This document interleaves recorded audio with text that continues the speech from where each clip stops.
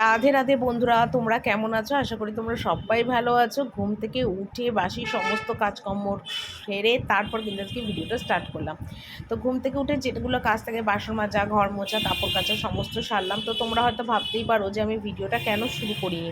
Actually ঘুম থেকে উঠেই না প্রথম কাজই হয় ফোনটাকে আমার চার্জে বসানো, কারণ রাত্রিবেলায় কোনো দিনই আমি ফোনটা চার্জে বসিয়ে ঘুমাই না।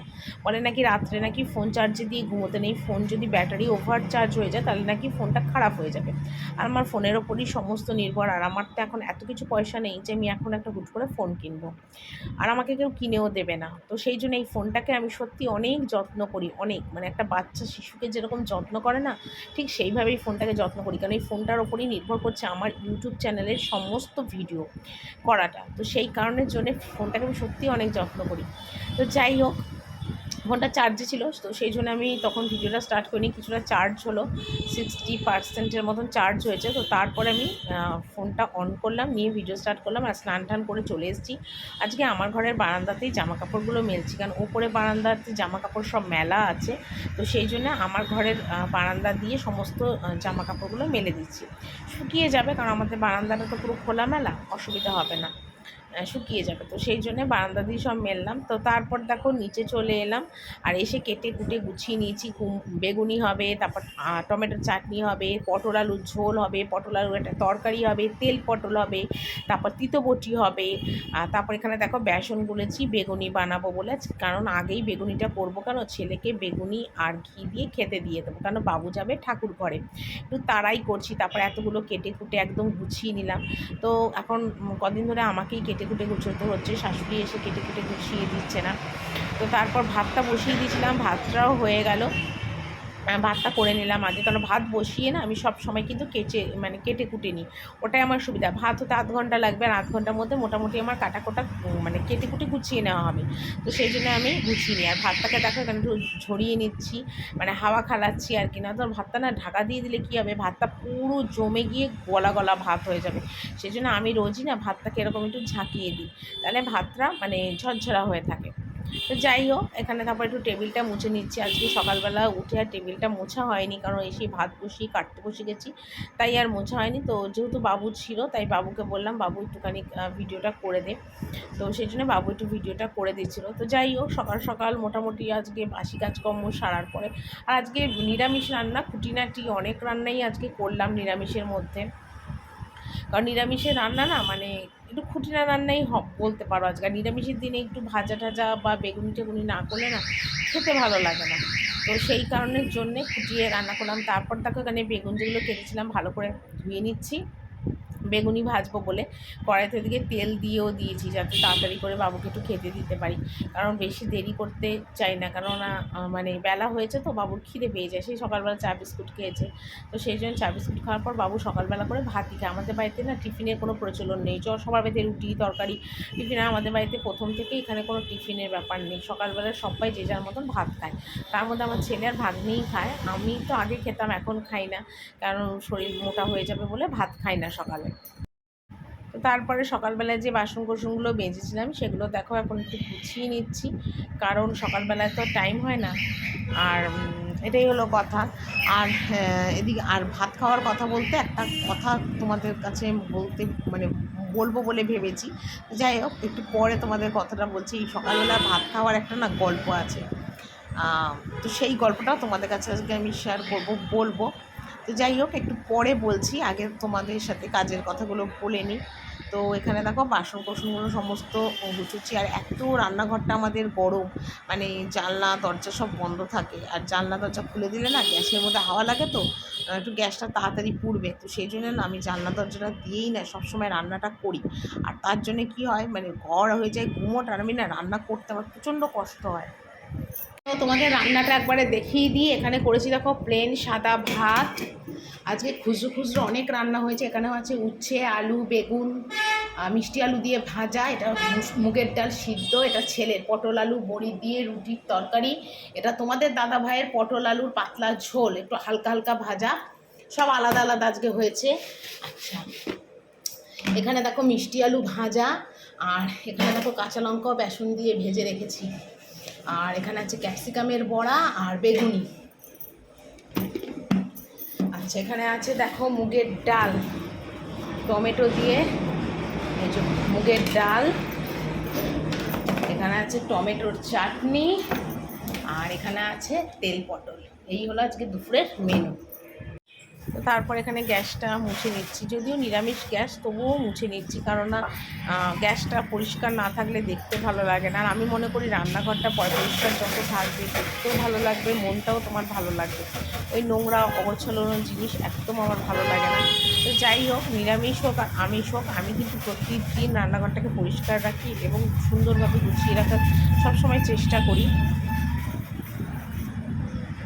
তো উপরে চলে এলাম, আর এসে এখন বিছনার চাদর টাদরগুলো সমস্ত চেঞ্জ করব, আর বিছনার চাদরটা একটু পাল্টাবো আর কি। আর গরমের মধ্যে না এখন মানে 2 দিন 3 দিন ছাড়া ছাড়াই বিছনার চাদর চেঞ্জ করতে হচ্ছে, কেন গরমে না কিরকম ঘাম ঘাম হয়ে যাচ্ছে, বিছনার চাদর বালিশ শুতে ইচ্ছা করছে না, কিরকম ঘিন্না ঘিন্না চিপচিপা হয়ে যাচ্ছে।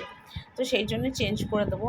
আর তোমাদের কাছে যেটা বলছিলাম না যে ভাত খাওয়ার একটা গল্প বলবো, সেটা হলো আমার যখন আমি বিয়ে হয়ে আসি, তো বিয়ে হয়ে আসার পরে প্রায় 6 মাসের মতন আমার বাপের বাড়ির সাথে কোনো যোগাযোগ ছিল না। আর আমার বাপের বাড়িতে যখন আমার বিয়ে হয়েছে তখন আমার মা বাবা ছিল, আর আমি তো বিয়ে হয়ে চলেই এসেছিলাম। আমার দাদু ছিল আর পিসি ঠাকুমা ছিল। তো আমি সকালবেলাতে না বাপের বাড়িতে ঘুম থেকে উঠে ভাত খেতাম। যদি কোচিনে যেতাম তাহলে কোচিন থেকে এসে ভাত খেতাম, আর নয়তো যেদিন কোচিন থাকতো না সেদিন সকাল 7টা থেকে 7:30টার মধ্যে আমার মা আমাকে ভাত রান্না করে খেতে দিত। সে আলু সিদ্ধ ভাত, ডিম সিদ্ধ ভাত, ডিমের ঝোল ভাত, যাই হোক না কেন আমার মা করে দিত। তো যখন আমার বিয়ে হয়ে আমি চলে আসি, তো তখন আমি এখানে এসে সকালবেলায় সেভাবে আমি কোনো দিন বলিনি এই বাড়িতে এসে যে আমি সকালবেলায় ভাত খাই টিফিনে 7টা 7:30টায় উঠে। তো কোনো বাড়ির বই সেটা ঘুম থেকে উঠে ভাত খেতে পারে না আর 5 জনের মতো, কারণ বাপের বাড়ি আর শ্বশুরবাড়ির মধ্যে কিন্তু একটা আকাশ পাতাল তফাৎ থাকে। আমিও সেটা কোনো দিন বলতে পারিনি। আমার সকালে উঠে খুব খিদে পেত, আর আমার শ্বশুরবাড়িতে কী হতো, সকালবেলা উঠে ওদের চা পার্টি হতো, চা বিস্কুটটাই ওদের সকালবেলার খাবার, তারপরে বেলা 1টা 1:30টার সময় ভাত খাওয়া। আর আমার পেয়ে যেত প্রচণ্ড খিদে, আমার খুব কষ্ট হতো, কিন্তু আমি কোনো দিন মুখ ফুটে বলতাম না যে আমার খিদে পেয়েছে আমি ভাত খাবো। তো আমার কাকা শ্বশুর সবাই দোকানে যেত, তার জন্য সকালবেলা ভাত হতো, কিন্তু আমি খেতামও না আর বলতামও না। তো তারপরে তো অনেকটা মাস কেটে যায়। তারপরে আমি যখন মানে বাপের বাড়ি গেছিলাম 6 মাস পর, তো আমার শ্বশুর মানে আমার যে দাদু ছিল আর কি, আমার দাদু তখন আমার শাশুড়ি মাকে বলেছিল যে আমাদের মেয়ে সকালবেলা উঠে দুটো ভাত খায়, গরম ভাত খায়, আপনি আমার নাতনিকে একটুখানি ভাত দেবেন খেতে সকালবেলায়। কেন, স্বাভাবিক কথা, আমি গরিব ঘরের মেয়ে, বড়লোক ঘরে আমার বিয়ে হয়েছিল। তো সেই হিসেবে আমার দাদু ভেবেছিল হয়তো আমাকে সকালবেলা আমি ভাত খেতে পারি না, ভাত আমি খাই না, বা শ্বশুরবাড়িতে কীরমভাবে কে কীরমভাবে দেবে না দেবে যেটা হয় আর কি। তো সেই হিসেবে আমার দাদু খুব কাকুতি মিনতি করে একজন বয়স্ক বুড়ো মানুষ বলেছিল আমার শাশুড়িকে যে আমার নাতনি সকালবেলায় দুটো ভাত খায়, তো আপনি একটু ভাত দেবেন আমার নাতনিকে খেতে। তো সেটা না হঠাৎ আমার মনে পড়ে গেল যে আমাকে সবাই কতটা ভালোবাসতো। আবার অনেক ভালোবাসার মাঝেতেও অনেক কষ্ট পেয়েছি, দুঃখ পেয়েছি। তো এরকম ছোট ছোট কিছু নিজের বাড়ির মানুষের, নিজের লোকের কথা অনেক মনে পড়ে যায় আর কি। তো সেই গল্পটাই তোমাদের কাছে শেয়ার করলাম। তো তারপর থেকে আমার শাশুড়ি আমাকে রোজ সকালবেলা শ্বশুর আর কাকা শ্বশুর খেয়ে বেরিয়ে গেলে আমাকে ভাত খেতে দিত। তো দেখো তারপরে আমি এখানে ঘর মুছতে চলে এলাম। তো এখন না একদিন ছাড়া ছাড়াই ঘর মুছি, সেই জন্য অতটা নোংরা হয় না। তো যাই হোক, ওখানে বিছনাপাটির কাজ পুরো কমপ্লিট করে তুলে তালে এই ঘরে চলে এলাম। আর এই ঘরে এসে দেখো চাদর চেঞ্জ করিনি, ঘরগুলো মুছে নিচ্ছি। তো একটু বেলা হলো, রোজ সকালবেলা করে ঘর মোছা হয়, তো আজকে ঘর মোছা বলতে আমার ঘরটা সকালবেলায় মোছা হয়ে গেছিলো, কিন্তু সকালবেলা আর টাইম হয়নি, সব কাজকর্ম করতে করতে না আর টাইম হয়নি। তো সেই জন্যে একটু বেলা হয়ে গেল আজকে ঘর মুছতে। আর যেহেতু বেলার দিকে বাবু তো মানে থাকবেই, তাই বাবুকে বললাম বাবু একটুখানি ভিডিওটা করে দে। তো বাবু একটুখানি আমাকে ভিডিওটা করে দিচ্ছে আর কি। আর কেউ একটু ভিডিও করে দিলে না সত্যি খুব সুবিধা হয় আর কি, খুব সুবিধা হয়। তো যাই হোক, আজকে তোমাদের কাছে আমার একটা ছোট্ট গল্পই শোনালাম, আমার দাদুর আর আমার গল্প। তো আমার দাদু আর এখন আমাদের মধ্যে নেই, মারা গেছে 2009 সালে মারা গেছে আমার দাদু। অনেকগুলো বছরই হয়ে গেছে নেই, কিন্তু মনে পড়ে দাদু নাতনির কিছু খুনসুটি গল্প মনে পড়ে।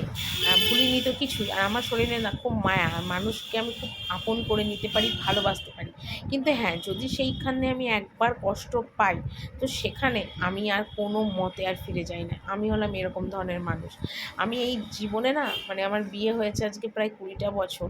আমি আমার জীবনে অনেক কষ্ট পেয়েছি, অনেক অবহেলা, অনেক নেগলেক্ট পেয়েছি। কিন্তু এখন এমন একটা হয়েছে না, এখন আমি এগুলোকে আর মনেই করি না। এখন আমি মনে করি আমার জীবন আমার কাছে, আমাকে বাঁচতে হবে, ভালো হয়ে বাঁচতে হবে। আমাকে জীবনে দাঁড়াতে হবে নিজের জন্যে, নিজের মার জন্যে আর নিজের ছেলের জন্যে। ৩ টে মানুষের জন্য আমাকে বেঁচে থাকতে হবে, বড় হতে হবে। এটাই আমি একদম সিদ্ধান্ত নিয়ে নিয়েছি। আর এই লক্ষ্যেই আমি এগোতে চাই। আর তোমরা যদি আমার পাশে থাকো, তাহলে আমি জীবনে একদিন ঠিক দাঁড়াতে পারবো, এই বিশ্বাসটা আমি রাখি। সবসময় আমি এই বিশ্বাসটা মনের মধ্যে রাখি।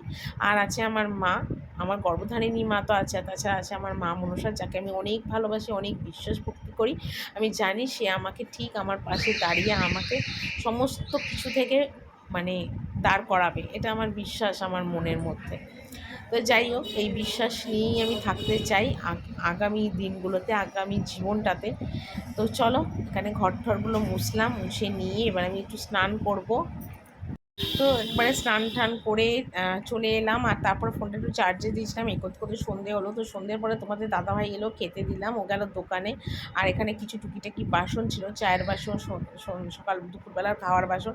তো সেগুলোকেই আমি একটুখানি মেজে নিচ্ছি আর কি। আর এরপরে রাতে রান্না হবে আজকে তড়কা আর রুটি, আর কিছু রান্না হবে না। আর ছেলের পটল আলুর তরকারি তো করাই রয়েছে। তো চলো বন্ধুরা, আজকের ভিডিওটা আমি এখানেই শেষ করছি। কালকে আমি একটা সুন্দর ভিডিও নিয়ে চলে আসবো। আশা করি তোমাদের ভিডিওটা অনেক অনেক ভালো লাগবে। আর অনেক অনেক ভালোবাসা দিও, অনেক অনেক সাপোর্ট করো। আর তোমাদের ভালোবাসা সাপোর্ট না হলে কিন্তু আমি এগোতে পারবো না।